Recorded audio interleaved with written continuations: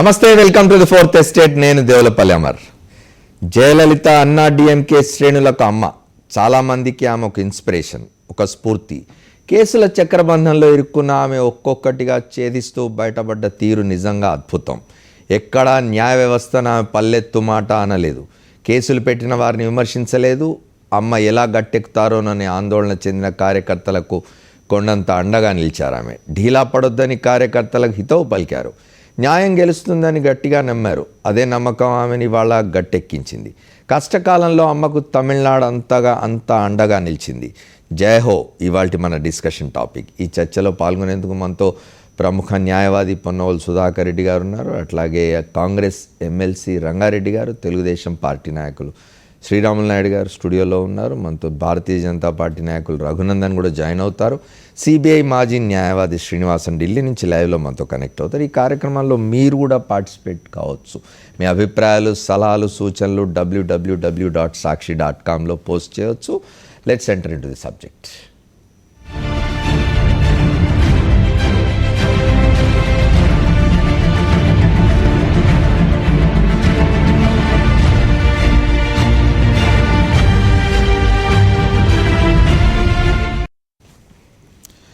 Mothers Day మరుసటి రోజు అమ్మకు అంతులేని ఆనందం నింపింది. కేసులో చక్రవ్యూహాన్ని ఒక్కొక్కటిగా ఛేదిస్తూ వచ్చిన జయలలిత అత్యంత కీలకమైన ఆదాయానికి మించిన ఆస్తుల కేసులో నిర్దోషిగా బయటపడ్డారు.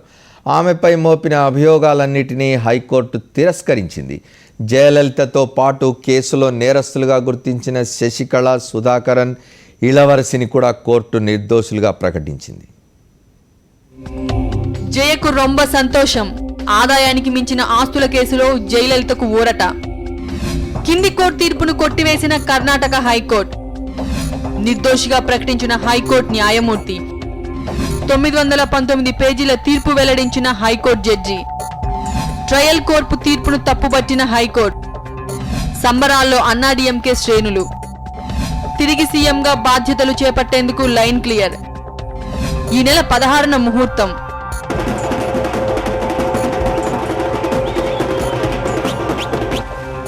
అమ్మ అభిమానుల పూజలు, నోములు ఫలించాయి. ఆదాయానికి మించిన ఆస్తుల కేసులో జయలలిత నిర్దోషని కర్ణాటక హైకోర్టు ప్రకటించింది. జయలలిత, ఆమె సహచరి శశికళ, దత్తపుత్రుడు సుధాకరన్, ఇళవరసిని కోర్టు దోష విముక్తుల్ని చేసింది. ఆమెపై మోపిన అభియోగాలన్నీ హైకోర్టు తోసిపుచ్చింది. జయలలిత అపీల్ను అంగీకరిస్తున్నట్టు హైకోర్టు న్యాయమూర్తి ప్రకటించారు. తీర్పు పాఠాన్ని కొన్ని సెకన్లలోనే న్యాయమూర్తి చదివారు. అయితే తీర్పు పాఠం మాత్రం 919 పేజీలుంది. తీర్పు వినగానే అన్నాడీఎంకే శ్రేణుల సంబరాలు అంబరాన్నంటాయి. బెంగళూరు, పుదుచ్చేరి, తమిళనాడు వీధులు అన్నాడీఎంకే కార్యకర్తల జయ జయధ్వానాలతో మార్మోగిపోయాయి.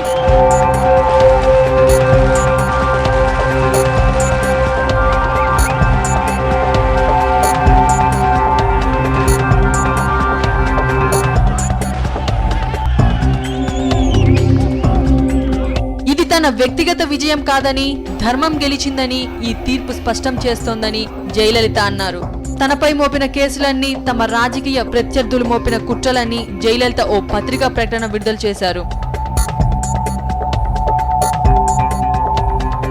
అనేక మలుపులు తిరిగిన జయలలిత ఆదాయానికి మించిన ఆస్తుల కేసు. ఈ కేసు 1996లో మొదలైంది.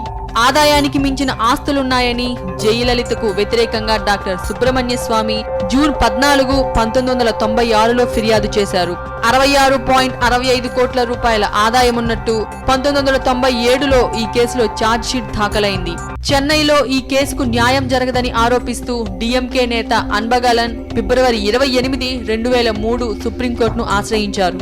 చెన్నైలో విచారణ సజావుగా సాగదని భావించిన సుప్రీంకోర్టు 2003 నవంబర్ 18న బెంగళూరు ప్రత్యేక కోర్టుకు కేసును బదిలీ చేసింది. ఆ తర్వాత ఈ కేసు విచారణ హైకోర్టు, సుప్రీంకోర్టుల చుట్టూ తిరిగింది. 2010 జనవరి 2న కేసు విచారణకు సుప్రీంకోర్టు అనుమతి మంజూరు చేసింది. ఈ కేసు విచారణ జరుగుతుండగా 2 సార్లు జయలలిత తమిళనాడు ముఖ్యమంత్రిగా బాధ్యతలు చేపట్టారు. ఈ కేసు విచారణలో 2 న్యాయమూర్తులు మారారు. 2014 సెప్టెంబర్ 27న ప్రత్యేక కోర్టు న్యాయమూర్తి జయలలితను దోషిగా ప్రకటిస్తూ 4 ఏళ్ల జైలు శిక్ష, 100 కోట్ల రూపాయల జరిమానా విధించారు. ఆ వెంటనే జయలలితను పోలీసులు బెంగళూరులోని పరప్పన్న అగ్రహార జైలుకు తరలించారు. 4 ఏళ్లు జైలు శిక్ష విధించడంతో జయలలిత ముఖ్యమంత్రి పదవి నుంచి తప్పుకోవాల్సి వచ్చింది. అంతేకాదు ఆమె ఎమ్మెల్యే పదవిని కూడా కోల్పోయారు. ఇటీవలే జయలలిత నియోజకవర్గం శ్రీరంగంలో ఉప ఎన్నిక నిర్వహించారు. బెయిల్ కోరుతూ జయలలిత కర్ణాటక హైకోర్టులో సవాల్ చేశారు. అక్టోబర్ 7న హైకోర్టు బెయిల్ను తిరస్కరించింది. అక్టోబర్ 17న ఆంక్షలతో కర్ణాటక హైకోర్టు బెయిల్ మంజూరు చేసింది. ఆ తర్వాత సుప్రీంకోర్టు బెయిల్ను 4 నెలల పాటు పొడిగించింది. అదే క్రమంలో జయలలిత అపీల్పై ప్రత్యేక బెంచ్ ఏర్పాటు చేసిన 4 నెలల్లోపు తీర్పు చెప్పాలని కర్ణాటక హైకోర్టును ఆదేశించింది. జస్టిస్ సిఆర్ కుమారస్వామిని కర్ణాటక హైకోర్టు ప్రత్యేక బెంచ్ జడ్జిగా నియమించింది. ఈ ఏడాది జనవరి 5న జయలలిత అపీల్పై కర్ణాటక హైకోర్టులో వాదనలు మొదలయ్యాయి. ఈ కేసులో జోక్యం చేసుకునేందుకు అనుమతించాలంటూ డీఎంకే నేత అన్బలగన్ చేసిన విజ్ఞప్తిని హైకోర్టు తిరస్కరించింది. దీన్ని అన్బలగన్ సుప్రీంకోర్టులో సవాలు చేశారు. అయితే ఈ కేసులో తాజాగా వాదనలు వినడం కుదరదని 3 సభ్యుల సుప్రీంకోర్టు ధర్మాసనం స్పష్టం చేసింది. మరోవైపు జయలలితను హైకోర్టు నిర్దోషిని ప్రకటించడంతో తమిళనాడులో రాజకీయాలు వేగంగా మారిపోతున్నాయి. ముఖ్యమంత్రి పన్నీర్ సెల్వం రాజీనామాకు సిద్ధమైనట్లు తెలుస్తోంది. పరిణామాలన్నీ సానుకూలంగా ఉంటే ఈ నెల 16న జయలలిత తమిళనాడు ముఖ్యమంత్రిగా మరోసారి ప్రమాణ స్వీకారం చేస్తారని సమాచారం.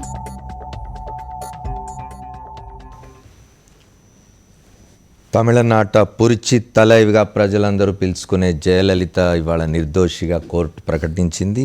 దాదాపు 18 సంవత్సరాల పాటు సాగిన ఈ కేసు ఆదాయానికి మించిన ఆస్తులు ఉన్నాయన్న కేసులో ప్రముఖ న్యాయవాది రాజకీయ నాయకుడు సుబ్రహ్మణ్య స్వామి వేసిన కేసులో 18 సంవత్సరాల పాటు సాగిన ఈ ఉదంతం ఇవాళ హైకోర్టు తెరదించింది. జయలలిత నిర్దోషిగా ప్రకటించింది. ఆమె 2-3 రోజుల్లో మళ్ళీ ముఖ్యమంత్రిగా ప్రమాణ స్వీకారం చేయబోతున్నారు. దీని గురించి మాట్లాడుకుంటున్నాం. మనతో పాటు భారతీయ జనతా పార్టీ నాయకులు రఘునందన్ కూడా జాయిన్ అయ్యారు. వారితో కూడా మాట్లాడడం. ముందుగా న్యాయవాది సుధాకర్ రెడ్డి గారితో ప్రారంభిద్దాం. సుధాకర్ రెడ్డి గారు చెప్పండి, 18 సంవత్సరాల పాటు ఈ కేసు నడిచింది. అయితే తమిళనాడులో ఈ రాజకీయ కక్షలు, ఒకరి మీద ఒకరు కేసులు పెట్టుకోవడాలు, భౌతిక దాడులు కూడా చాలా సర్వసాధారణం. భారతదేశంలో బహుశా మిగతా ఏ రాష్ట్రంలో లేని విధంగా ఒక రాజకీయ పార్టీ అధికారంలో ఉంటే ఇంకో రాజకీయ పార్టీ మీద కక్ష సాధించడం, ఇట్లాంటివన్నీ చాలా సహజంగా చూస్తూ ఉంటాం మనం. సాక్షాత్తు జయలలిత గారిని శాసనసభలోనే అవమానించిన సంఘటన మనకు తెలుసు. ఆ తర్వాత జయలలిత గారి అధికారంలోకి వచ్చిన తర్వాత డిఎంకే నాయకులు కరుణానిధిని ఆయన ఇంట్లోనే పోలీసులు అవమానించిన తీరు, ఇట్లాంటివి అనేకం మనం తమిళనాడు రాజకీయాల్లో చూస్తుంటాం. కానీ ఈ కేసు దగ్గరికి వచ్చేసరికి ఇవాళ వచ్చిన తీర్పు మీద మీరు ఎట్లా రియాక్ట్ అవుతారు? చాలా సంతోషం. ముఖ్యంగా ప్రజాక్షేత్రంలో తమ రాజకీయ ప్రత్యర్థుల్ని ఎదుర్కోలేనటువంటి రాజకీయ నాయకులు కోర్టు కేసుల్లో అనే చక్రబంధంలో ఇరికిచ్చి వారి రాజకీయ జీవితానికి ప్రజాక్షేత్రం నుంచి దూరం చేయాలన్న ఆలోచన కలిగినటువంటి ఏ రాజకీయ నాయకుడికి కూడా ఇది చెంపపెట్టు లాంటి తీర్పు ఈరోజు ఇచ్చింది కోర్టు. ముఖ్యంగా 1996లో మొదలుపెట్టినటువంటి ఈ కేసు సుమారు 18 సంవత్సరాలు ఈరోజు జయలలిత గారు నిర్దోషిగా తీర్మానింపబడ్డారు, తీర్పు చెప్పబడింది. కానీ 18 సంవత్సరాలు తన పెట్టినటువంటి వేదన, ఆవేదన, దానికి ఈరోజు సుబ్రహ్మణ్య స్వామి కానీ ఈ డిఎంకే ప్రభుత్వం కానీ మూల్యం చెల్లించాల్సిన పరిస్థితి ఉందని నేను అనుకుంటున్నా. కానీ సుధాకర్ రెడ్డి గారు డిఎంకే అంటున్నది ఇదేం అంతిమ తీర్పు కాదు, ఇంకా సుప్రీంకోర్టు ఉన్నది. కరుణానిధి గారు ఇంకో మాట అన్నారు, ఈ కోర్టులన్నిటిపైన ఇంకో కోర్టు ఉంది, మనస్సాక్షి అనే కోర్టు అని కూడా అంటారు. నిజంగా కరుణానిధి గారికి మనస్సాక్షి ఉంటే ఆయన ఈ విధంగా మాట్లాడుతున్నాడు. అతను కరుణానిధి గారు ఆయన రాజకీయమైనటువంటి అవినీతి గురించి మాట్లాడడం అంటే దెయ్యాలు వేదంలో ఇచ్చినట్టే. ముఖ్యంగా నేను ఒక్కటి చెప్తున్నానండి, అప్పీల్ డిఎంకేకి అధికారం లేదు. ముఖ్యంగా క్రిమినల్ కేసులో ఒక అప్పీల్ ఒక కోర్టు నుంచి ఏ విధమైన వ్యతిరేక తీర్పు వస్తే దాన్ని అప్పీల్ చేసే అధికారం ఒక్క స్టేట్కు ఉంటుంది, లేదా ఆ విక్టిమ్కి ఉంటుంది. అది కొత్త అమెండ్మెంట్ సిఆర్పిసిలో ఆ విక్టిమ్కి మాత్రమే ఉంటుంది. రాజకీయ పార్టీలకు కానీ ఏ నాయకులకు కానీ ఇది రంగస్థలం, ఆట స్థలం కాదు. ఇది ఎవరంటే వారు క్రిమినల్ కేసులో. కానీ సుధాకర్ రెడ్డి గారు మొత్తంగా ఈ కేసు వేసిన అంటే కేసు ప్రారంభంలో ఈ కేసు వేసి దీన్ని పర్సూ చేసిన సుబ్రహ్మణ్య స్వామి గారికి కూడా సుప్రీంకోర్టుకు అధికారం లేదా? విక్టిమ్ కాదు ఆయన ఈ కేసులో, ఈజ్ ఓన్లీ కంప్లైనెంట్. కంప్లైనెంట్ అంటే ఇప్పుడు నా మీద ఒక భౌతిక దాడి ఒక చేశారనుకోండి, ఆ కేసు కొట్టేస్తే నాకు అధికారం ఉంటుంది అప్పీల్ చేసుకునేదానికి, లేదా స్టేట్కి అధికారం ఉంటుంది. ముఖ్యంగా ఇది కర్ణాటక రాష్ట్ర హైకోర్టుకి ప్రభుత్వానికి మటుకు అధికారం ఉంటుంది.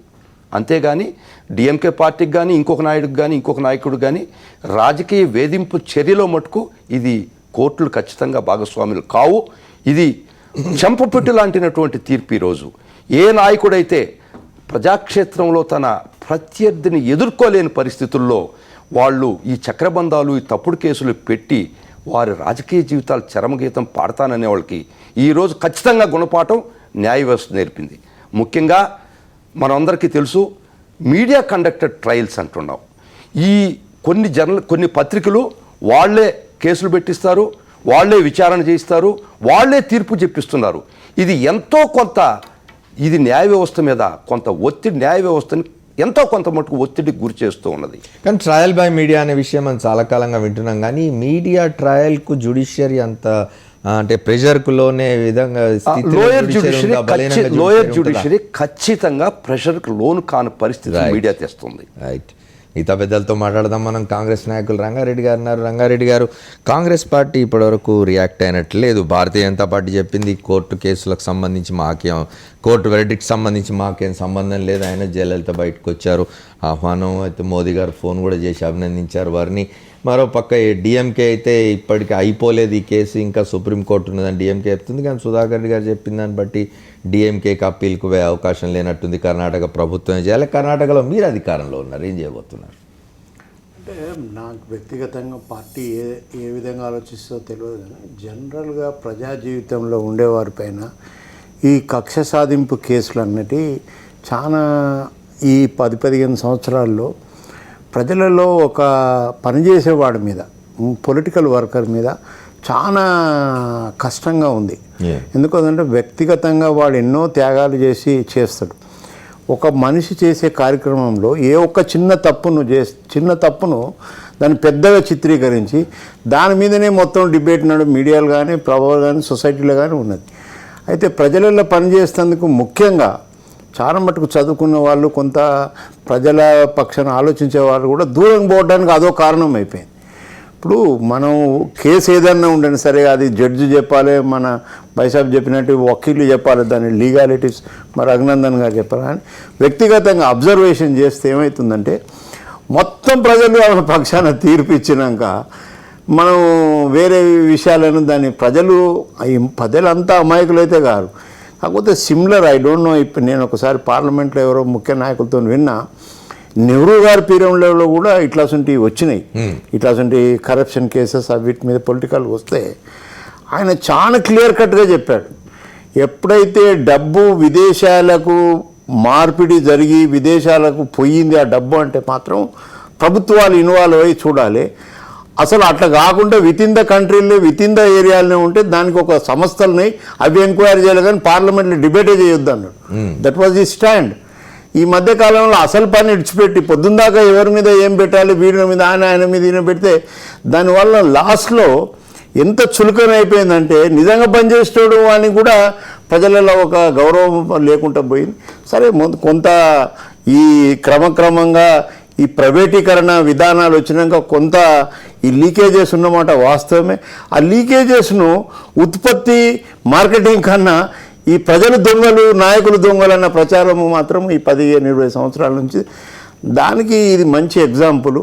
ఎందుకోసం అంటే పొలిటికల్గా ఒక డెసిషన్ జడ్జి చెప్పిండు, అన్ని యాంగులు ఆలోచించి ఒక డెసిషన్ చెప్పింది. ఏదేమైనప్పటికైనా మనకు వారు చేసే దానికన్నా జనంలో నెగటివ్, ప్రతి ఒక్కరి పైన ఓటానికి చాలా నెగటివ్ పోతుంది. రాజకీయ నాయకులు అంటేనే అసలు కరప్షన్ అనేది విడిచిపెట్టు, పక్కింటోడికి ఒక చిన్న ఛాయ తాగినోడు వాళ్ళని హాస్పిటల్ దొరకపోయినోడు కూడా ఓ పొద్దున్నాక తిట్టుడు ఒక కార్యక్రమం కింద నెగటివ్ జనంలో వాళ్ళకి చేసే అది పోతుంది కదా. కొన్ని ఇష్యూస్లో మనం నిర్మాణం ఇంతవరకు అయింది, ఇంతకన్నా మెరుగైన నిర్మాణం చేస్తా అని పొలిటికల్ కాంపిటీషన్ ఉండాలి. కానీ వాడి దొంగ వీడి దొంగ అని డిబేట్లు దాన్ని 10 చేయడం, దాని మీద కేసులు పెట్టడం, దానికి జడ్జిమెంట్ 18 ఏళ్ళు అయినాక ఆమె మంచిదాన్ని వచ్చేట వరకు వారు అన్నట్టు 18 ఏళ్ళు ఏం కావాలి, ఎవ్రీడే ఈజ్ మెంటల్ టెన్షన్ కదా. పని చేద్దామంటే కూడా ఆ జీల్ కానీ దాన్ని అది పెద్ద అడ్డంకిగా భావించకుండా ఆమె జయలలిత 2 సార్లు ముఖ్యమంత్రి అయ్యారు ఈ 18 ఏళ్ల కాలంలో. ఆమె రాజకీయాల్లో అట్లాగే స్టేబుల్గా కొనసాగుతూనే ఉన్నారు, 2 సార్లు ముఖ్యమంత్రి అయ్యారు. ఇప్పుడు మొన్నటి తీర్పుతో మళ్ళీ ఆమె జీవితంలో ఇక ముఖ్యమంత్రి కాలేదు, రాజకీయ జీవితం పరిసమాప్తమైంది అనుకున్నారు అందరూ. మళ్ళీ వాళ్ళ దానిలోంచి బయటపడి ఆమె ముఖ్యమంత్రి కాబోతున్నారు. మిగతా పెద్దలతో మాట్లాడదాం. చెప్పండి నాయుడు గారు, మీరు తెలుగుదేశం పార్టీ ఎట్లా చూస్తున్నది? తర్వాత రెండోది, రాజకీయంగా ఎదుర్కోలేక ఇట్లాంటి కేసులు పెట్టి రాజకీయాల్లో వాళ్ళను ఓడించలేం కాబట్టి ఇట్లాంటి కేసులు పెట్టి వాళ్ళని బలహీనపరిచి వాళ్ళ రాజకీయాలకు దూరం చేయడం కోసం తమిళనాట జరిగినది అంతా కూడా జయలలిత మీద జరిగింది అని అంటున్నారు. జయలలితకు శిక్ష వేస్తూ తీర్పు వచ్చినప్పుడు తెలుగుదేశం పార్టీ నాయకులు కూడా ఇక్కడ స్వీట్లు పంచినట్టున్నారు. ఇప్పుడు ఇవాళ ఏం చేస్తారు? ఇప్పుడు ఈ దేశంలో అనేక మంది ముఖ్యమంత్రులుగా పనిచేసిన వాళ్ళు, కేంద్ర మంత్రులుగా పనిచేసిన వాళ్ళు అనేక మంది శిక్షలు చెప్పారు అప్పుడు గతంలో. ఇప్పుడు లల్లు ప్రసాద్ తీసుకోండి, ఇప్పుడు 10 సంవత్సరాలు కఠిన కారాగార శిక్ష చెప్పారు ఓంప్రకాష్ చౌతలకు వారి కుమారుడికి. సో చట్టం దాని పని అది చేస్తుందని చెప్పాము, అంతేగాని స్వీట్లు పంచింది కానీ లేదంటే సంబరాలు జరుపుకునేది కానీ మీడియాలో వచ్చింది. ఇప్పుడు మీడియాలో అటువంటిది ఏం లేదు. చెప్పండి. బట్ దేశంలో ఉన్నటువంటి రాజకీయ పార్టీలు కానీ మన దక్షిణ భారతదేశంలో ఉన్నటువంటి పార్టీలు కానీ ఏవి కూడా తీసుకుంటే తమిళనాడులో ఒక భిన్నమైనటువంటి వాతావరణం ఉంటుంది. మీరు చూస్తే ఒక నాయకుడు కానీ ఒక పార్టీకి సంబంధించినటువంటి వ్యక్తులు పెళ్ళిళ్ళకు కూడా ఈ పక్క పార్టీ వ్యక్తులు పోయే పరిస్థితి ఉన్నది అక్కడ. వాళ్ళు మనం గమనిస్తే కనుక ఇప్పుడు చూడండి, జయలలిత గారు అధికారంలో లేనప్పుడు 96లో ఈ కేసు వచ్చినటువంటి పరిస్థితి. దాంట్లో మళ్ళీ అన్బగల్ అనే ఒక నెంబర్ 2 వ్యక్తి అక్కడ, ఏ కరుణానిధికి రైట్ హ్యాండ్ నెంబర్ 2 వ్యక్తి పార్టీలో కానీ గవర్నమెంట్లో కానీ, వారు మళ్ళీ సుప్రీంకోర్టుకు పోయి దీన్ని పక్క కోర్టుకు మార్చాలా, పక్క రాష్ట్రానికి మార్చాలని చెప్పని పోయారు వాళ్ళు. అయితే అక్కడ వాళ్ళ అధికారంలో ఉన్నప్పుడు వీళ్ళ మీద భౌతిక దాడులు కానీ చట్టపరంగా చర్యలు తీసుకోవడం కానీ లేదంటే అధికార బలంతో చర్య తీసుకోవడం కానీ, జయలలిత అధికారంలోకి వస్తానిట్లే దాదాపు డజన్ల కొద్ది మంది మంత్రుల మీద కేసులు పెట్టారు, అరెస్ట్ చేశారు. వాళ్ళ మీద కూడా ఇప్పుడు కేసులు కొనసాగుతున్నాయి ఇక్కడ.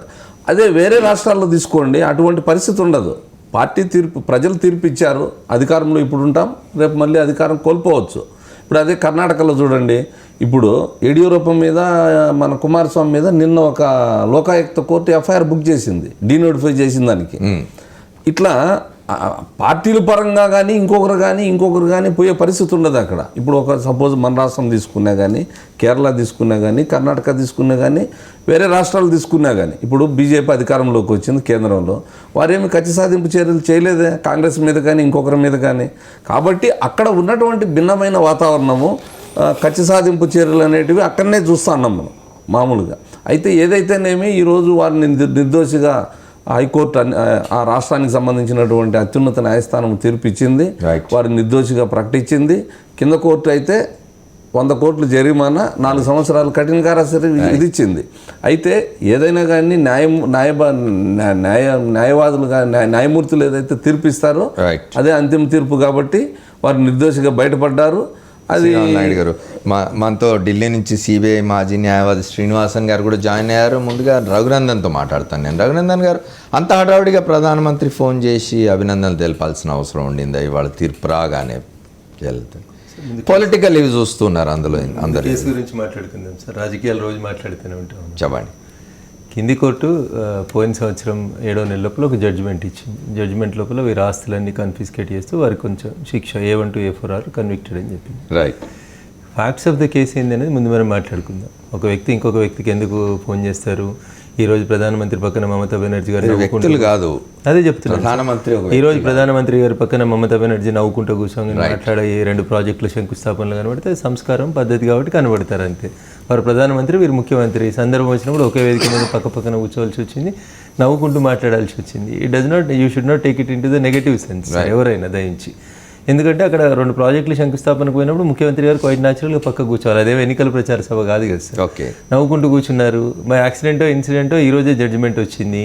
మోడీ గారు ఈ ముఖ్యమంత్రి గారికి ఫోన్ చేసినారు, మాజీ ముఖ్యమంత్రి జయలలిత గారికి. ఇట్ డస్ నాట్ మీన్ అదేదో పొలిటికల్ కోణంలో చూడాల్సిన అవసరం లేదు. ఓకే, మానవత్వం ఉన్న ఒక వ్యక్తిగా మొదలైపోయింది. తమిళనాడు రాజకీయాలు ఎట్లా మారబోతున్నాయి, సమీకరణాలు ఎట్లా ఉండబోతున్నాయి, ఇప్పుడు ఆడలేని ఏం చేయబోతుంది. ఇప్పుడు రఘునందన్, మీరు చర్చ చేయను అనుకున్నా కూడా చర్చ తప్పనిసరిగా వస్తుంది. ఎందుకంటే తమిళనాడు జయలలిత నిర్దోషి అని కోర్టు తీర్పు చెప్పగానే రాజకీయాలు శరవేగంగా మారే దిశకు వెళ్ళిపోయింది. భారతీయ జనతా పార్టీ తమిళనాడులో ఒంటరిగా పోటీ చేస్తూ ఉంది. జయలలిత గారికి శిక్ష పడినా, శిక్ష లేకున్నా, జయలలిత గారు బయట ఉన్నా, జయలలిత గారు జైల్లో ఉన్నా Right. భారతీయ జనతా పార్టీకి ఈ తీర్పుకి ఎలాంటి సంబంధం లేదు. అది కోర్టు ఇచ్చినటువంటి తీర్పు. అది భారతీయ జనతా పార్టీ తమిళనాడు అధ్యక్షురాలు కూడా చాలా చెప్పినారు. స్పష్టంగా చెప్పాం. మాకేం సంబంధం లేదు తమిళనాడు దీంతో. ఎన్నికలలో మేము ఇండిపెండెంట్ గానే పోటీ చేస్తున్నాం. మా రాష్ట్ర శాఖ ఉంది, మేము పనిచేస్తా ఉన్నాం. We have that ground work. 35 లక్షల సభ్యత్వం వచ్చింది నవంబర్ 1 నుంచి ఈ మార్చి 31 వరకు.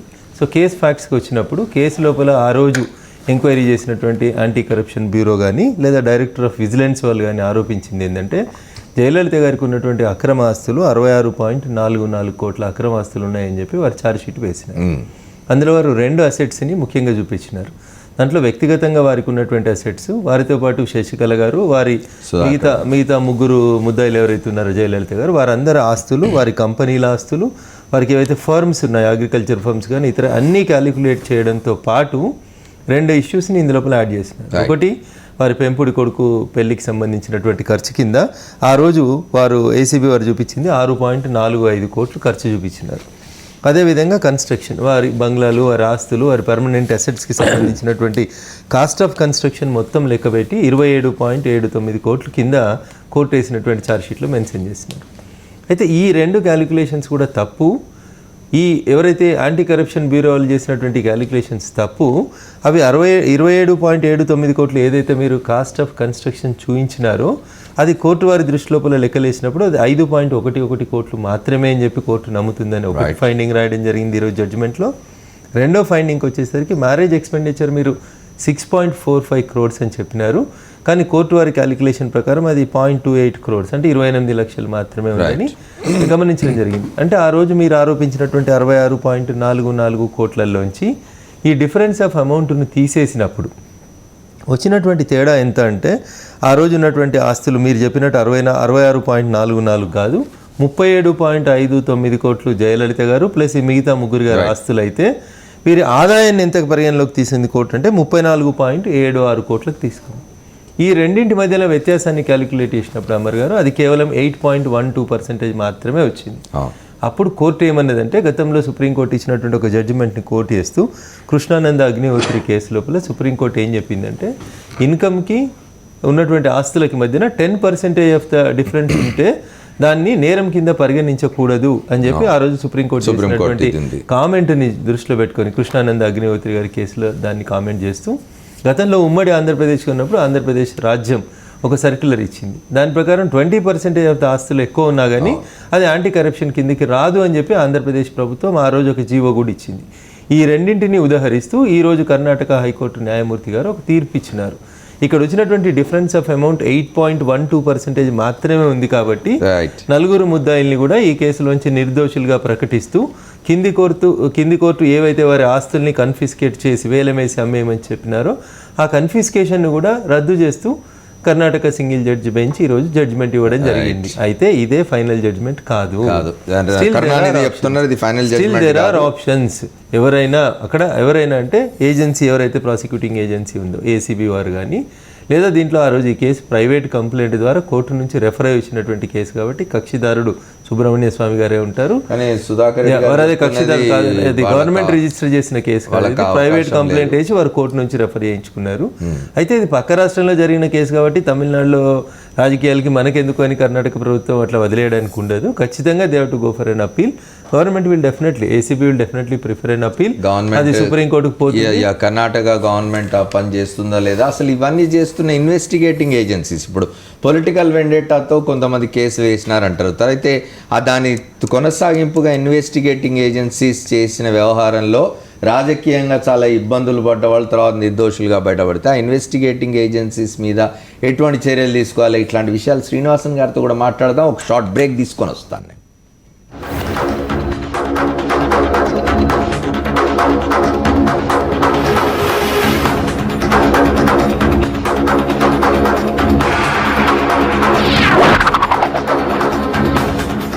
Welcome back to the fourth estate. Puratchi Thalaivi జయలలితను కర్ణాటక హైకోర్టు నిర్దోషిగా ప్రకటించింది. ఆదాయానికి మించిన ఆస్తులున్న కేసులో ఆమె దాదాపుగా 17-18 సంవత్సరాల పోరాటం తర్వాత ఇవాళ హైకోర్టు నిర్దోషిగా ప్రకటించింది. దాని గురించి మాట్లాడుకుంటున్నాం మనం. సార్, నేను శ్రీనివాసన్ గారితో మాట్లాడతాను. వారు సిబిఐ తరఫు న్యాయవాదిగా కూడా పనిచేసినారు. సీనియర్ న్యాయవాది, ఢిల్లీలో ఉన్నారు. శ్రీనివాసన్ గారు చెప్పండి, ఇంతకుముందు రఘునందన్తో మాట్లాడుతున్నప్పుడు నేను ఈ ఇన్వెస్టిగేటింగ్ ఏజెన్సీస్ ఏవైతే అంటే రాజకీయ కక్ష సాధింపు కోసం అని చెప్పి పొలిటికల్ మోటివ్తో కొన్ని కేసులు వేసినప్పుడు ఇన్వెస్టిగేటింగ్ ఏజెన్సీస్ ఇన్వాల్వ్ కావాల్సి వచ్చి అవంతా చేసిన తర్వాత చివరికి నిర్దోషి అని తేలితే ఇన్వెస్టిగేటింగ్ ఏజెన్సీస్ పరిస్థితి ఏమిటి? ఇప్పుడు క్రిమినల్ ప్రొసీజర్ కోడ్లో ఒక ఏజెన్సీని మళ్ళా వాళ్ళ మీద కేసు వేసే ఒక ప్రావిజన్ అంటూ ఏం లేదు. ఓకే, అందుకే మీరు ఇదివరకు మనం ఒకసారి చర్చించుకున్నాం, ఏజెన్సీని పంజరంలో చిలకలాగా వాడుకుంటున్నారు పొలిటికల్ లీడర్స్ అని. సో ఏదైతే ఎప్పుడైతే పొలిటికల్గా వేసిన కేసుల్లో ఈవెన్ నిర్దేశంగా జైలునా కానీ ఏజెన్సీ మీద వేయడానికి ఒక ప్రావిజన్ అంటూ ఏం లేదు సార్. సో దాని మీద ఏజెన్సీ మీద ఏం కేసు వేయాలన్నది ఇప్పుడు సపోజ్ ఈ కేసులో జయలలిత కేసులో కూడా సార్ ఇందాకలే వారు ఎవరో చెప్పినట్టుగా ఇక మన కృష్ణానంద్ అగ్నిహోత్రి కేసు ప్రకారం ఓన్లీ 8.12% అసెట్స్ మాత్రమే ఇప్పుడు జయలలిత దగ్గర ఉంది, డిస్ప్రపోర్షనేట్ అసెట్ కింద అయితే. అంటే ఇది లెస్ దెన్ ద లిమిట్ అనమాట. సో ఇట్లాంటి కేసులు ఒకసారి వేసినా కానీ ప్రూవ్ చేయడానికి అట్లీస్ట్ ప్రాసిక్యూషన్ ఎప్పుడైతే ఇలాంటి కేసులు ఎవరైనా పొలిటికల్గా వేసినట్టయితే ప్రాసిక్యూషన్ ఇన్వెస్టిగేషన్ చేసే ముందు కానీ ట్రయల్కి వెళ్ళే ముందు కానీ సార్ ఆలోచించి చేయాలి. లేకపోతే అక్కడ క్లోజ్ చేసేవచ్చు, రిపోర్ట్ని అక్కడ క్లియర్ చేసేసి 173 సెక్షన్ సిఆర్పిసి 173 కింద క్లోజర్ రిపోర్ట్ అని, లేదు ఇది పొలిటికల్గా వేసిన కేసు ఎందుకు ఇంత టైం వేస్ట్ చేసుకుని క్లోజ్ చేసేయచ్చు. కానీ ఆ క్లోజ్ చేయట్లేదు ఇప్పుడు ఏజెన్సీస్. ఎందుకంటే ఇంతవరకు చెప్పినట్టు పంజరంలో చిలకలా వాడుకుంటున్నారు పొలిటికల్ లీడర్స్ ఈ ఏజెన్సీస్ అన్నది ఇది ఈ కేసు ప్రకారం అయితే ప్రూవ్ అయినట్టుగా కనిపిస్తుంది ఇప్పుడు. సార్ శ్రీనివాసన్ గారు ఒక్కటి చెప్పండి, ఇప్పుడు హైకోర్టు ఆమె నిర్దోషిగా ప్రకటించింది, సుప్రీంకోర్టుకు పోవడానికి ఎవరికి అవకాశం ఉంది? Only prosecution agency. ఎవరు వెళ్తారు? ఇప్పుడు ఒకసారి సుబ్రహ్మణ్య స్వామి గారు కంప్లైంట్ ఇచ్చారు సార్, అది కంప్లైంట్ ఆల్రెడీ ఏజెన్సీ తీసుకుంది, ఏజెన్సీ ఇన్వెస్టిగేషన్ చేసింది, ఏజెన్సీనే ప్రూవ్ చేయాలి. అది ఓకే ఎలిగేషన్. ఇప్పుడు సుబ్రహ్మణ్య స్వామి గారు వేసింది ఓన్లీ ఎలిగేషన్ మాత్రమే. అలా ఎలిగేషన్ ఉన్నప్పుడు డ్యూటీ ఎవరిది? Prosecution agency. ప్రాసిక్యూషన్ ఏజెన్సీ అన్ని ఇన్వెస్టిగేషన్ చేసుకున్నాక ట్రయల్ అన్ని కండక్ట్ చేశాక డ్యూటీ వాళ్ళకే ఉంటుంది. కానీ బయట వేరే పొలిటికల్ పార్టీలు ఎవ్వరు కానీ ఆమె మీద మళ్ళీ అప్పీల్కి వెళ్ళడం కానీ చేయడం కుదరదు. అది దేర్ ఇస్ నో ప్రావిజన్ అట్లా. ఓకే, ఒకసారి మళ్ళీ నేను సుధాకర్ రెడ్డి గారితో మాట్లాడాను. సుధాకర్ రెడ్డి గారు ఇంతకుముందు చెప్తూ ఉన్నారు, మన శ్రీనివాసన్ గారు చెప్పారు ఇన్వెస్టిగేటింగ్ ఏజెన్సీస్ని చేసేందుకు సిఆర్పిసిలో ఏం లేదు అని చెప్తున్నారు. అయితే well with in the limits ఉన్నప్పుడు అంటే 8.something ఉంది, 1-2% మాత్రమే ఆస్తులు కనిపించినాయి. వెల్ విత్ ఇన్ లిమిట్స్ 10% వరకు అలౌడ్ అని సుప్రీంకోర్టు మన ఆంధ్రప్రదేశ్ ఇచ్చిన జియో ప్రకారం సుప్రీంకోర్టు దీని ప్రకారం 10% ఉన్నప్పుడు వారు చెప్తున్నట్టుగా అప్పుడే ఇది పొలిటికల్ వెండెట్టాతో వేసిన కేసు, అనవసరంగా దీని మీద మనం సమయం వృధా చేయాల్సిన అవసరం లేదని కేసుని ఇచ్చేయకుండా పొలిటికల్ ఇన్ఫ్లుయెన్స్కు లేదా పొలిటికల్ ఒత్తిడిలకు గురై ఇట్లాంటి ప్రాసిక్యూషన్ ఏజెన్సీస్ ఇట్లా చేసి రాజకీయ నాయకులకు మనక్లేశం కల్పించి వారికి మనస్తాపం కలిగించి ఇంతకాలం ప్రెషర్స్లో ఉంచి ఇది చేయడాన్ని ఎవరు కంపెన్సేట్ చేస్తారు? How will the investigating agencies compensate this? ప్రజలే అటువంటి చర్యలు గైకున్నటువంటి నాయకులకు బుద్ధి చెప్పాలా? ప్రజలు ఏం చేయగలరండి? ప్రజలు ఓట్లు వేయగలరు అంతే, ప్రజల చేతుల్లో ఏముంది? ఇప్పుడు మీరు ఇందాక చెప్పినట్టు అంతకుముందాక తమిళనాడు రాష్ట్రానికి పరిమితమైనటువంటి పద్ధతి మన రాష్ట్రంలో కూడా వచ్చిందని చెప్పక తప్పదు. రాజకీయ ప్రత్యర్థుల్ని ఏడ్పిస్తూ వాళ్ళ భవిష్యత్తును, బంగారు భవిష్యత్తును కాలు రాసే పరిస్థితి తమిళనాడు రాష్ట్రంలో మొదలుపెట్టినా ఉత్తరానికి పాకి మన రాష్ట్రంలో కూడా మనం చూస్తున్నాం. ఏ విధంగా ఒక ప్రజలతో నిత్యం సంబంధం ఉండే నాయకుల్ని ప్రతి నిమిషం వేదనకు గురి చేసే పరిస్థితులు మన రాష్ట్రంలో కూడా పర్క్యులేట్ అయిన దానికి చెప్పక తప్పదు. ఓకే, నా రంగారెడ్డి గారు, రఘునందన్ గారు వద్దన్నా కూడా మనం మాట్లాడుకోక తప్పదు. ఇవాళ తమిళనాడు రాజకీయాలు తప్పనిసరిగా రాజకీయాలు కొంత వైబ్రెంట్గా అవుతాయి. ఎందుకంటే 2016లో శాసనసభ ఎన్నికలు జరగాల్సినది తమిళనాడులో. 2016లో జరగాలి. ఇప్పుడు జయలలిత గారు నిర్దోషిగా బయటకు వచ్చినారు. ఆ వెంటనే ఇప్పుడు 2-3 రోజుల్లో బహుశా 16-17 తేదీలో ముఖ్యమంత్రిగా ప్రమాణ స్వీకారం చేయబోతున్నారు. మళ్ళీ ఆమె పోటీ చేస్తారు, శ్రీరంగం నుంచో ఇంకో చోటు నుంచో మళ్ళీ గెలుస్తారు. రేపు 2016లో ఆమె ఏఐడిఎంకేని ఎన్నికల కోసం ముందుకు తీసుకువెళ్తారు. ఇప్పుడు అక్కడ తమిళనాడులో ఉన్న పరిస్థితులు ఏమిటి, ఎట్లా మారబోతున్నాయి, ఆమె నిర్దోషిగా కోర్టు నిర్ధారించిన దాని ప్రభావం ఎట్లా ఉండబోతుంది అనిపిస్తున్నది? అంటే జనరల్గా కాంగ్రెస్ పార్టీ చాలా కాలంగా తమిళనాడు చాలా వెనుకబడిపోతున్నట్టుగా ఉంది. భారతీయ జనతా పార్టీ కూడా జనరల్ గొప్ప ఇదిలో ఏం లేదు. జనరల్గా ఏమైందంటే ఈ బీజేపీ అంటే పొలిటికల్ డిబేట్స్లో ఆలోచించేవాడు ఏం చేస్తుందంటే 380 చిల్లర నార్త్ ఇండియాలో నిలబడితే 260 సీట్ల వరకు బీజేపీ గెలిచింది. ఈ సౌత్లో 200 చిల్లర సీట్లు ఉంటే 10 సీట్లు మాత్రమే గెలిచింది. జనరల్గా అక్కడ నార్త్ ఇండియన్ పాలిటిక్స్ ఎట్లుంటాయంటే ఒక ఇష్యూ మీదనే ఓడిపోవటం గెలవటం జరుగుతుంది. మన జనతా పీరియడ్ నుంచి కూడా చూడండి, అంత పెద్ద జనతా వేవ్ వస్తే మన తన ఎన్టీ రామారావు గారు గెలిచారు. అయితే ఆ యాంగిల్గా చూస్తే గిన నార్త్లో మొన్న ఒక పొలిటికల్ పార్టీస్ కానీ పొలిటికల్ సిస్టమ్ కానీ వ్యతిరేకంగా ఓవర్ నైట్లో వచ్చిందే, ఒక గ్రాస్ రూట్ లెవెల్లో ఒక విధానం పరంగా వచ్చిన ఓట్లు కావన్నది జనరల్ పాలిటిషియన్స్ అనాలిసిస్.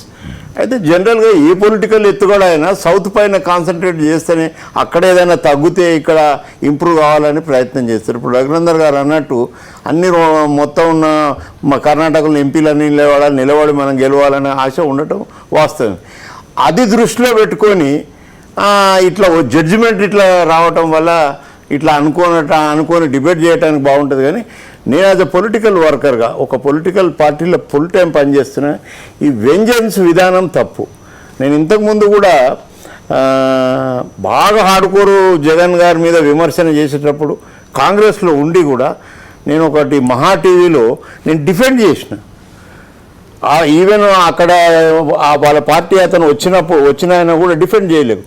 విమర్శ ఆయన నువ్వు ఒక దాంట్లో బయటపడినంత మాత్రం నువ్వు దోషి కాకపోవడం, ఇంకోటి నడుస్తున్న దాంట్లో మాట్లాడటం తప్పు అని ఏదో అనాలిసిస్. అదేవిధంగా ఇక్కడ కూడా పొలిటికల్గా మనం ఈవెన్ పార్లమెంట్లో ఇంకొక ఉదాహరణ చెప్తా. చంద్రశేఖర్ గారు బీహార్లో పోయిండు. బీహార్లో ఒక పెద్ద మాఫియా డాను ఇంటికి పోయిండు. మొత్తం దేశ ప్రధాని ఒక డాను పెద్ద అది ఇన్ని కేసులు ఉన్నవాడి ఇంటికి ఎందుకు పోయిండని మీలాంటి మేధావులంతా చర్చ పెట్టిండ్రు.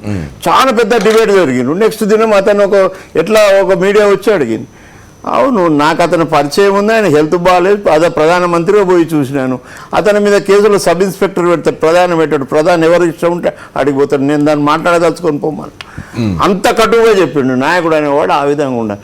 లేదు నేను దొంగతనం చేయలేదు, నేను ఆయన కలవలేదు, నేను పోలేదు, నేను చూడలేదు అన్న విధానం రాజకీయ జీవితంలో ఉండదు. ఇది మంచి ఎగ్జాంపుల్ జయలలిత గారు. దిస్ మస్ట్ బి ప్రజలకు తీసుకుపోవాలి. ఇప్పుడు ఇంత పెద్ద వ్యవస్థ నడిపేటోళ్ళను చిన్న దాంట్లో ఇరికిచ్చి దాని వల్లనే ప్రపంచం మన ఆర్థిక వనరులు మారిపోతున్నాయి, ప్రజా జీవితం మారిపోతుంది. 120 కోట్లు మొత్తం సస్యశ్యామలం అవుతున్న విధంగా ప్రచారాలు చేసి తుస్సు అంటే ఏమొస్తుంది చెప్పండి. నాయుడు గారు మీరు ఎట్లా చూస్తారు దీన్ని? జయలలిత స్త్రీ రాజకీయాల్లో నిజంగా మహిళలు రాజకీయాల్లోకి రావడం నిలదొక్కుకోవడం చాలా తక్కువ. మహిళలు చాలా తక్కువగా వస్తారు రాజకీయ పార్టీలు.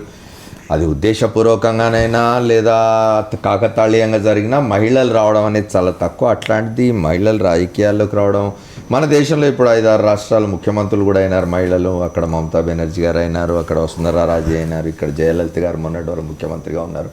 మహిళలు రాజకీయాల్లోకి రావడమే తక్కువ, కష్టం. వచ్చిన వాళ్ళు ఇట్లాంటి చాలా తీవ్రమైన నేరారోపణలతో కోర్టుల చుట్టూ తిరిగి జైళ్లకు వెళ్ళి అయినా నిలదొక్కుని రాజకీయాల్లో నిలబడ్డ జయలలిత వ్యక్తిత్వాన్ని ఎట్లా చూడాలి?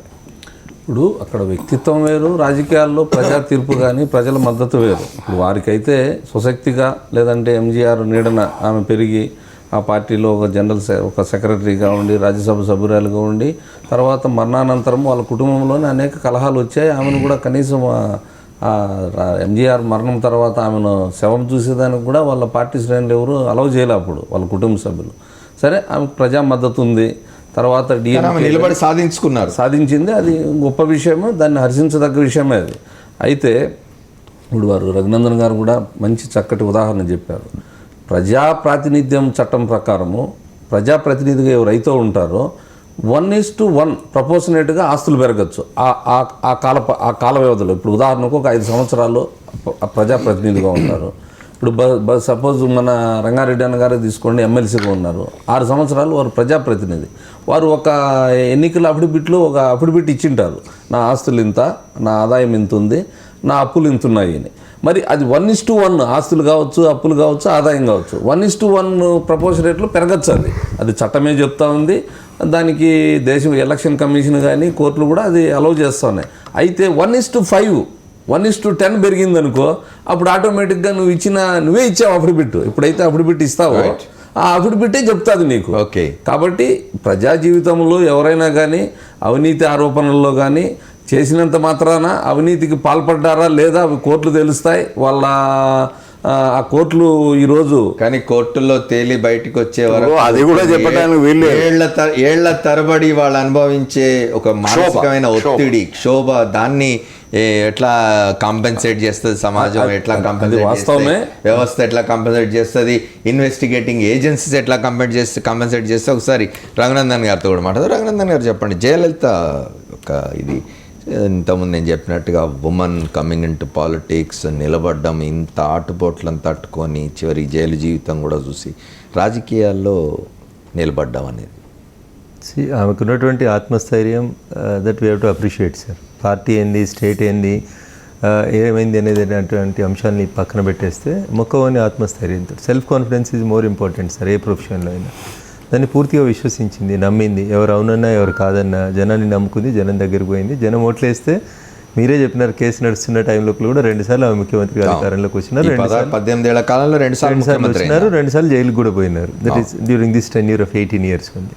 అయినప్పటికీ కూడా మళ్ళీ మొక్కవని ధైర్యంతో ముందుకు వచ్చింది. మొన్న శిక్ష పడ్డప్పుడు కూడా ఆమె ఏం పెద్ద అప్సెట్ అయినట్టు కనబడలేదు. ఒక మనిషిగా నిండుతనాన్ని, హుందాతనాన్ని చూపించింది. ఒక మహిళలకు ఉండేటువంటి ఆ పేషెన్సీని ఆమె ముఖంలో మనం చూసుకోవచ్చు. సో దట్ ఈజ్ ఆమె పర్సనల్ క్యారెక్టర్ విషయానికి వచ్చినప్పుడు ఆ యాంగిల్లో చెప్పుకోవచ్చు. ఇక మీరన్న రెండో యాంగిల్, ఇన్వెస్టిగేటింగ్ ఏజెన్సీస్ చేసేటువంటి పనులు మంచి ఫెయిత్ మీదనే చేస్తాయి. కాబట్టి వాళ్ళు చేసినటువంటి కేసు రేపు తప్పని కోర్టు కొట్టేసినప్పటికీ కూడా వారి మీద ఎట్లాంటి కేసులు వేసుకోవడానికి అవకాశం లేదనేది భారత రాజ్యాంగం చెప్తుంది. ఇంతకుముందు శ్రీనివాసన్ గారు ఒక మాట అన్నారు, ఎప్పుడైతే well with in the limits అని ఉన్నదని తెలిసినప్పుడు ఇన్వెస్టిగేటింగ్ ఏజెన్సీస్ ఆ రోజు investigating agencies the director of vigilance వాళ్ళు క్యాలిక్యులేట్ చేసినారు సార్. అది director of vigilance and anti corruption bureau, ఈ 2 వింగ్స్ కలిసి ఆ రోజు క్యాలిక్యులేట్ చేస్తే వాళ్ళు కాస్ట్ ఆఫ్ కన్స్ట్రక్షన్ 27.79 crores వేసిరాము. కానీ అదే కోర్టు వారు చేసినటువంటి లెక్కల ప్రకారం అది 5.11 crores వచ్చింది, 5.11 కోట్లు వచ్చింది. ఆ వ్యత్యాసం ఎందుకు వచ్చింది అనేది కోర్టు 919 పేజీల జడ్జిమెంట్ అమర్ గారు. మనం ఇంకా మొత్తం డీటెయిల్గా చూడలేదు. చూసినప్పుడు ఆ క్యాలిక్యులేషన్స్ ఎట్లా ఉన్నాయి, ఆ రోజు ఏసీబీ ఎంత క్యాలిక్యులేట్ చేసింది, cost of construction, square feet of wall name చూసినారు, square feet of slab name చూసినారు, ఇంటీరియర్స్ ఎట్లా కాస్ట్ కన్స్ట్రక్షన్ చేసినారు. Based on what they made it as 27.79 crores అనేది that we have to look into. Okay. So ప్రత్యేకంగా ఇంకా మొత్తం judgement copy అందలేదు కాబట్టి రైట్ నౌ మనకు ఉన్నటువంటి ప్రిలిమినరీ ఇన్ఫర్మేషన్ ఇది అమర్ గారు. వాళ్ళు అక్కడ చూపించింది 27.79 crores అయితే కోర్టు చేసిన క్యాలిక్యులేషన్ 5.11 crores. ఇన్వెస్టిగేటింగ్ ఏజెన్సీ చేసిన క్యాలిక్యులేషన్స్ ఇంతే వచ్చి ఉంటే అసలు ఛార్జ్ షీటే వేసేవారు కాదు. శ్రీనివాసన్ గారు చెప్పినట్టు అది ఫాల్స్ కంప్లైంట్ అనో, it is within the limits అనో, there are no grounds for charge sheeting అనో చెప్పి ఏదో ఒక రీజన్ రాసి అప్పుడే క్లోజ్ చేసేవారు. కానీ ఇన్వెస్టిగేటింగ్ ఏజెన్సీ కూడా వారు చేసినటువంటి క్యాలిక్యులేషన్స్ ప్రకారం కొంత మిస్అప్రోప్రియేషన్, డిసప్రోప్రియేషన్ ఆఫ్ అసెట్స్ ఉన్నాయని నమ్మిన తర్వాత మాత్రమే వాళ్ళు ఈ కేసు వేయడం జరిగింది. అయితే ఈ కేసులో జరిగినటువంటి పొలిటికల్ కోణం కంటే ఎక్కువ ఇప్పుడు రాజకీయ జీవితాలు, రాజకీయము, రోజు పొద్దున మాట్లాడే రాజకీయం వేరు, నేరము, శిక్ష, కోర్టు వేరు సార్. వాటిని కూడా రాజకీయాలతో ముడిపెట్టేటువంటి పరిస్థితి రావడం అనేది కొంత బాధాకరమైనటువంటి పరిస్థితి తీసుకొస్తున్నాయి కదా, బాధాకరమైనటువంటి విషయం. అది బాధాకరమైనటువంటి అంశం. కోర్టులకి రాజకీయాలకి సంబంధం లేకుండా ఇంకా డెమోక్రసీ లోపల ఉన్నటువంటి మీరు పెట్టిన 4th estate లాగా జర్నలిజం ఒక ఎస్టేట్ అనుకున్నప్పుడు మీడియా తన పాత్రను పోషిస్తున్న పరిణామక్రమం ఎట్లా ఉందని చూస్తున్నప్పుడే న్యాయ వ్యవస్థ కూడా ఒక ఎస్టేట్ లాగా ఉండి సామాన్యుడికి న్యాయం అందించడం లోపల మేము ఉంటాం, డబ్బున్న వాళ్ళకే న్యాయం జరుగుతుంది, సామాన్యుడికి న్యాయం జరగదు అనేటువంటి పరిస్థితులలోంచి లేదు మేము సామాన్యులకు న్యాయం చేస్తామనేటువంటి భరోసాని ఇస్తున్నటువంటి ఒక వ్యవస్థ మీద కొన్ని జడ్జిమెంట్స్ కొంత ఇన్ఫ్లుయెన్స్ చూపిస్తున్నటువంటి మాట వాస్తవం. సుబ్రహ్మణ్య స్వామి గారు వృత్తిరీత్యా అడ్వకేట్ వారు. Apart from political affiliation is an advocate, practising advocate at the time when he file the complaint. కానీ మీరు ఈ రాష్ట్రంతో ఈ రాష్ట్రంలో దృష్టిలో పెట్టుకున్నప్పుడు సరే కొన్ని పొలిటికల్ పార్టీస్ కొన్ని పొలిటికల్ వెంజెన్సీస్ తోటి చేసినాయి, దాని కోర్టులు ఏ రకంగా తీసుకుని ఇన్వెస్టిగేషన్ ఏ రకంగా జరిగిందని మనం గమనంలోకి తీసుకున్నాం. ఓకే, నేను చెప్పదలుచుకుంది ఏంటంటే ప్రజాస్వామ్యానికి మూల స్తంభాలు అయినటువంటి ఈ 4 స్తంభాలలో జ్యుడిషియరీ కానీ మీడియా కానీ కొంచెం ఇండిపెండెంట్గా వ్యవహరిస్తేనే సామాన్యుడికి న్యాయం జరుగుతాయి. రైట్. ఈ రెండు కూడా కొంత ఒక పక్షానికంటూ మొగ్గు చూపితే సామాన్యుడు కొంత ఈ ఇబ్బందికరమైనటువంటి రెండు పరిస్థితుల్లోకి రెండు వ్యవస్థలు ఇండిపెండెంట్ గా వ్యవహరించే ప్రయత్నం చేస్తే మీడియాను ట్రయల్ బై మీడియా అంటున్నారు, వివరించాలని జుడిషియరీనేమో వివరించాలని జ్యుడిషియల్ యాక్టివిజం అంటున్నారు. అమర్ గారు, వివరించాలని ఆ రెండు వ్యవస్థలు ఇండిపెండెంట్ గా ఎక్కడన్నా వ్యవహరించే ప్రయత్నం చేయగానే మీద పడిపోతున్నాయి చేయాలని మిగతా కోరుకుంటున్నాం. వ్యవస్థలు. చేయాలని మళ్ళీ ఒకసారి మళ్ళీ శ్రీనివాసన్ గారితో మాట్లాడదాం. శ్రీనివాసన్ గారు చెప్పండి, ఇన్వెస్టిగేటింగ్ ఏజెన్సీ అంటే మీరు సిబిఐ న్యాయవాదిగా కూడా పనిచేసినారు, మీకు చాలా ఎక్స్పీరియన్స్ ఉంది. ఇన్వెస్టిగేటింగ్ ఏజెన్సీస్ ఇట్లాంటి కేసెస్ టేకప్ చేసి ఇన్వెస్టిగేషన్ ప్రారంభించేప్పుడు ఇట్లా చేయాలి ఇట్లా చేయకూడదని ఏదన్నా ఉంటాయండి, డూస్ అండ్ డోంట్స్ రూల్స్ ఏమన్నా? ఉన్నాయి. ప్రతి ఇన్వెస్టిగేషన్ ఏజెన్సీకి రూల్స్ ఉంటాయి. రూల్స్ ఇప్పుడు ఎలిగేషన్, ఇప్పుడు ఆరోపణలు చేయడం వేరు, ఆరోపణలు చేయొచ్చు ఎవరైనా. ఇప్పుడు ట్రాన్స్ఫర్ ఆఫ్, ఇప్పుడు మన ఇలా డిఎంకే వాళ్ళు ఎప్పుడైతే ట్రాన్స్ఫర్ అడిగారో తమిళనాడు నుంచి కర్ణాటకకి, సుప్రీంకోర్టు అప్పుడు ఆ ట్రాన్స్ఫర్ చేస్తూ ఒక మాట అన్నది ఏమిటి, ఏ డిఎంకే వాళ్ళు అప్పుడు అపోజ్ చేశారు సుప్రీంకోర్టులో. ఏంటంటే ఇది పొలిటికల్ వెండట, మీరు దాన్ని ట్రాన్స్ఫర్ చేయడం అవసరం లేదని. అప్పుడు సుప్రీంకోర్టు ఒక మాట అన్నది ఏమంటే, డెమోక్రటిక్ కంట్రీలో ఒక పొలిటికల్ పార్టీ ఇంకో పొలిటికల్ పార్టీ మీద వేస్తేనే ఒక హెల్దీ డెమోక్రసీ ఉంటుందని.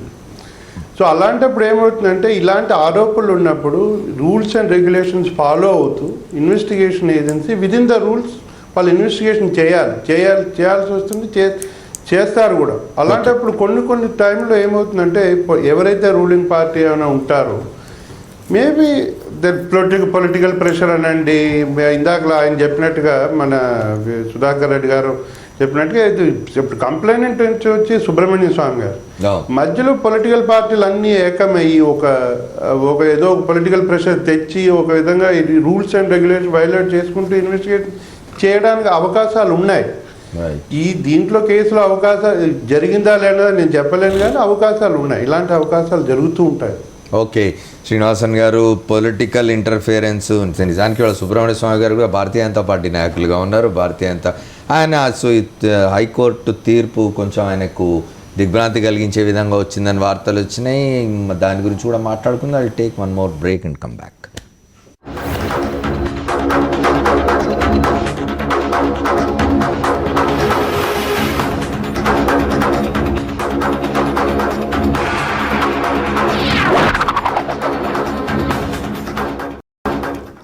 Welcome back to the fourth estate. మనం జయలలిత నిర్దోషిగా బయటకు వస్తున్నారు, రాజకీయాలు దాని చుట్టూ ఉన్న రాజకీయాల గురించి కూడా మాట్లాడుకుంటున్నాం. జయలలిత మీద కేసు పెట్టి 18 సంవత్సరాలైంది. 18 సంవత్సరాల కాలంలో రాజకీయ పార్టీలు జయలలిత పట్ల, ఆమె రాజకీయాల పట్ల ఎట్లా వివరించినాయో చూసినప్పుడు సుబ్రహ్మణ్య స్వామి గురించి మాట్లాడుకుంటున్నాం. రఘునందన్ గారు, సుబ్రహ్మణ్య స్వామి ఇవాళ భారతీయ జనతా పార్టీలో ఉన్నారు. ఇవాళ కర్ణాటక హైకోర్టు తీర్పు ఆయనకు కొంచెం షాక్గా వచ్చినట్టుగా ఉంది, ఆయన దిగ్భ్రాంతిలో ఉన్నారు. అయితే ఓ పక్క ఆయన దిగ్భ్రాంతి చెందుతూ ఉంటే ఆయన నాయకుడు మాత్రం ఫోన్ చేసి జయలలితకు అభినందనలు తెస్తున్నారు. మీరు అన్నట్టు క్యాజువల్గా జరిగిందని మీరు అనొచ్చు, కానీ తమిళనాట రాజకీయాల ఏమంటారు, వాటి సమీకరణాలు మారుతున్నట్టుగా ఉన్నాయి, కొంత మారే అవకాశం ఉన్నట్టుగా కనిపిస్తుంది. ఎన్నికలు వస్తున్నాయి వచ్చే సంవత్సరం. సార్ నేను మళ్ళీ చెప్తా ఉన్నాను, కర్ణాటక హైకోర్టు ఇచ్చినటువంటి జడ్జిమెంట్కి భారతీయ జనతా పార్టీకి రాజకీయంగా ఎట్లాంటి సంబంధం లేదు. రైట్. నేను మళ్ళీ సంబంధం లేదనే చర్చ చేద్దాం మనం. సంబంధం లేకున్నప్పటికీ ఇవాళ జయలలిత సామాన్యురాలు కాదు. జయలలిత ఒక బలమైన తమిళనాట, ఒక బలమైన రాజకీయ పార్టీకి, రాజకీయ వ్యవస్థకు నాయకురాలు. ఆమె ఇవాళ బయటకు వచ్చింది. డిఎంకేకు భారతీయ జనతా పార్టీకి మధ్య పొరపొచ్చాలు ఉన్నవి. భారతీయ జనతా పార్టీ అయినా ఏఐడిఎంకేతో జయలలితతో స్నేహం కోసం ముందుకెళ్తుందా? భారతీయ జనతా పార్టీకి దేశ ప్రజలు 2014లో జరిగిన ఎన్నికలలో అబ్జల్యూట్గా మెజారిటీ ఇచ్చినారు. ఇప్పుడు మాకు పోస్ట్ ఎలక్షన్ అలయన్స్ రాష్ట్రాలు కూడా సాధించుకోవాల్సి ఉంది కదా. కనీసం అమర్ గారు, రాష్ట్రాలు సాధించుకోవాలనుకుంటే మాతో పాటు 25 సంవత్సరాలు దోస్తాన చేసిన శివసేనతోటి భేదాభిప్రాయాలు వస్తే ఒక సందర్భంలో ఒక మాటతో ఎన్నికల పొత్తును విడగొట్టుకొని ఎన్నికలకు పోయినా మీరేంది మేమేంది అనేది ప్రజలు తీర్పు ఇచ్చినారు. తర్వాత అధికారంలోకి వచ్చిన దట్ ఈ సెకండరీ ఆస్పెక్ట్. రాజ్యాలని మేము కోరుకుంటే తమిళనాడు పార్టీకి ఆర్మ్ ట్విస్టింగ్ బాగా తెలుసు అనుకుంటా, శివసేన ఆ పని చేసి దారికి తెచ్చుకున్నట్టుంది. అమర్ గారు నేను చెప్పేది మీరు వింటలేరు అసలు. భారతీయ జనతా పార్టీకి ఈ రోజు కేంద్రంలో ఏ రాజకీయ పార్టీ తోటి పొత్తు కానీ పొత్తు లేకుండా ఉండాల్సిన అవసరం కానీ లేదు. ఎన్నికల సందర్భంగా చాలా స్పష్టంగా మాతో కలిసి వచ్చే వాళ్ళు ఎవరు, కలిసి రాని వాళ్ళు ఎవరు చెప్పి ప్రజల ముందుకు పోయినాం, ఓట్లు అడిగినాం. ప్రజలు క్లియర్గా మ్యాండేట్ ఇచ్చినారు. ఇప్పుడు తమిళనాడులో మేము అధికారంలోకి రావాలనుకుంటే మాకు జయలలిత గారు బయట ఉంటుంది, లోపల ఉంటుంది. When we want to fight the elections, మాకు శత్రువు ఎవరైతే ఏముంది డెఫినెట్గా నేను మీకు మళ్ళీ చెప్తా ఉన్నాను, సంస్థాగతంగా మాకు 35 లక్షల మందిని సభ్యులుగా జరిపించుకున్నాం తమిళనాడు లోపల. 2016లో జరిగే ఎన్నికలలో భారతీయ జనతా పార్టీ ఒంటరిగా తమిళనాడులో పోటీ చేస్తూ ఉంది. 2 ప్రాంతీయ పార్టీలతో వెక్స్ అయిపోయినటువంటి తమిళనాడు ప్రజలు భారతీయ జనతా పార్టీ ఓట్లు వేస్తారు, మేము అధికారంలోకి వస్తామనేటువంటి ఆశతో చెప్పండి. మీరు అన్నారు సుబ్రహ్మణ్యం స్వామి కేసు వేశారు కదా బీజేపీకి సంబంధం అని. అంటే కేసు వేసినాడు ఆయన బీజేపీలో లేడు చెప్తాను. దానికే 96లో కేసు వేశారు. 98లో వాజ్పేయి ప్రధాని అయిన తర్వాత సోనియా గాంధీకిను వాజ్పేయి మన జయలలిత మధ్యలో టీ పార్టీ ఏర్పాటు చేసి ఆ ప్రభుత్వాన్ని కూల్చేదానికి కారణం కూడా సుబ్రహ్మణ్యం స్వామి. తర్వాత వచ్చిన ఎన్నికల్లో మదురైలో ఎంపీగా పోటీ చేశాడు జయలలిత పొత్తుతో.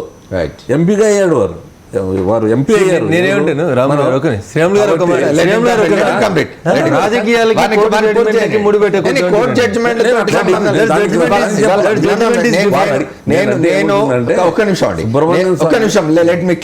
నేనేం చెప్తున్నానంటే కోర్టు తీర్పు తదనంతర పరిణామాలు రాజకీయంగా ఎట్లా ఉండబోతున్నాయి దాని మీద మాట్లాడుతున్నాను నేను.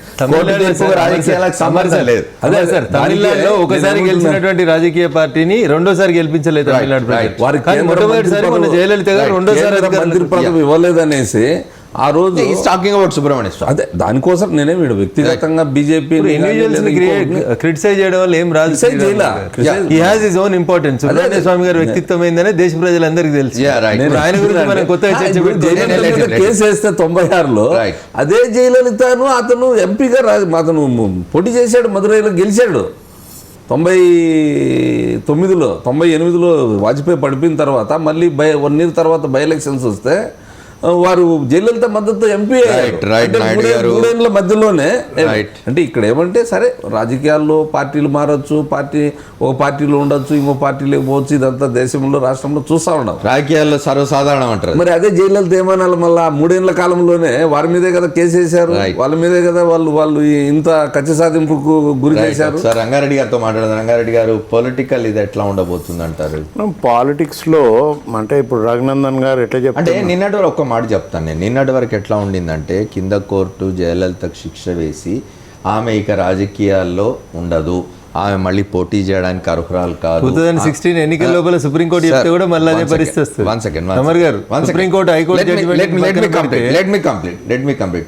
ఒక వాతావరణం ఎట్లా ఏర్పడిందంటే ముఖ్యంగా ఏఐడిఎంకే శ్రేణుల్లో కార్యకర్తల్లో ఒక నిస్పృహ, నిరాశ. మా నాయకురాలు మళ్ళీ పోటీ చేయడానికి లేదా, మాకు ముఖ్యమంత్రి కాదేమో అనే ఒక ఇది ఏర్పడిన తరుణంలో రాజకీయ సమీకరణాలు, రాజకీయాలు ఎట్లా ఉన్నాయనే దాన్ని సడన్గా ఇవాళ ఈ తీర్పు వచ్చిన తర్వాత డెఫినెట్గా రాజకీయాల్లో మార్పు వస్తుంది. వాటి ప్రభావం ఎట్లా ఉంటుంది అనిపిస్తున్నది.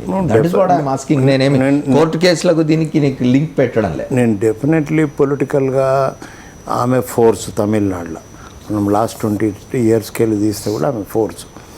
ఈ నేషనల్ పార్టీస్ 2 ప్రాంతీయ పార్టీలతో వెక్స్ అయిపోయిన ప్రజలు బీజేపీ వస్తుంది రాజకీయ అధికారంలోకి అంటున్నారు. ఆ ఎక్స్పెరిమెంట్లు మేము అన్ని చేసినాము. వారికి వాళ్ళ కొత్తగా ఉండొచ్చు కాబట్టి కాంగ్రెస్ ఇప్పటికి చాలాసార్లు చేసింది. అయినప్పటికీ చేయటం మంచిదే. కానీ పొలిటికల్ యాంగిల్గా చూస్తే ఈ ఒకసారి 260 గెలిస్తేనే మొత్తం మాకు ఇప్పుడు ఉన్నది కాబట్టి ఎప్పటికట్లే ఉంటుందన్న ఏదైతే ఆలోచన ఉండి ఇంక ఇంప్రూవ్ అవుతుంది అనేది ఆలోచన ఉన్నదో ఇవాళ ఉన్న దేశ పరిస్థితులు ఆ విధంగా కనపడతలేదు. కాబట్టి అవసరమైనప్పుడు ఈ పొలిటికల్ ఈక్వెన్స్ ఇప్పుడు మన మిత్రుడు చెప్పినట్టు కేసు పెట్టిన ఆయననే మంత్రి పదవి ఇవ్వకపోతే మళ్ళీ పడగొట్టినట్టు అట్లాంటి పొలిటికల్ మెజారిటీ లేనప్పుడు ఇంతకుముందు చూసినాం కదా. రాజీవ్ గాంధీ గారు, ఇందిరాగాంధీ గారు చనిపోతే 400 చిల్లర పైన మేము గెలిచినాం. అప్పుడు మేమేమనుకున్నాం ఎప్పటికీ 400 ఉంటుంది అనుకోమని. దేశంలో ఇవాళ ఏమో కొత్తగా జరుగుతలేదు, మనకే జరుగుతుందని అనుకోవద్దు. కాబట్టి అప్పుడు ఈక్వేషన్స్ మళ్ళా దాని సమీకరణలు మారుతుందని కూడా మనకు అవకాశం ఉంటుంది. కాబట్టి ఇవాళ దానికి కృతజ్ఞత కలిసి మాట్లాడడానికి అదో రీజన్ ఉండొచ్చు. రంగారెడ్డి గారికి నేను చెప్పదలుచుకుంది ఏంటంటే రాజకీయ జీవితాలు ప్రజలు ఓట్లేస్తే ఖచ్చితంగా మారిపోతాయి. 5 ఏళ్ళకి ఒకసారి ప్రజలు అధికారం ఇస్తే జనం మ్యాండేట్ ఇస్తే అధికారంలోకి వస్తారు, లేకపోతే ఈ జడ్జిమెంట్ ఇప్పుడు కానీ ఎందుకు మధ్యలో వచ్చిందంటే, ఇట్లాంటి వచ్చి ఈ రాజకీయ judgment ఎందుకు- జీవితాలకు అమర్ గారు ఈ full stop లు పెట్టే పరిస్థితి. జడ్జిమెంట్ ఇంత తొందరగా ఎందుకు వచ్చిందంటే కర్ణాటక ప్రభుత్వం సుప్రీంకోర్టుకి వెళ్ళిన సందర్భంగా అప్పీల్ విషయంలో మా స్టేట్కి ఎందుకు తమిళనాడుకు పంపండి లేదా ఇతర స్టేట్లకు పంపండి అని చెప్పి అక్కడ ఒక ఆర్గ్యుమెంట్ అయిన తర్వాత మీ హైకోర్టులోనే ఒక బెంచ్ కాన్స్టిట్యూట్ చేసి దీన్ని 4 నెలలలో డిస్పోజ్ చేయండి అని చేయమని, చెప్పి yes. షెడ్యూల్ Deadline ప్రకారం పెట్టింది. టైం ఇచ్చింది కాబట్టి ఒక ప్రత్యేకమైన బెంచ్ ఏర్పాటు చేసి ట్రయల్ జరపడం వల్ల ఇంత తొందరగా వచ్చింది. లేకపోతే ఇది కూడా ఇంకో 10 ఏళ్ళు సాగాల్సిందే, సాగేదే అది అసలు యాక్చువల్గా.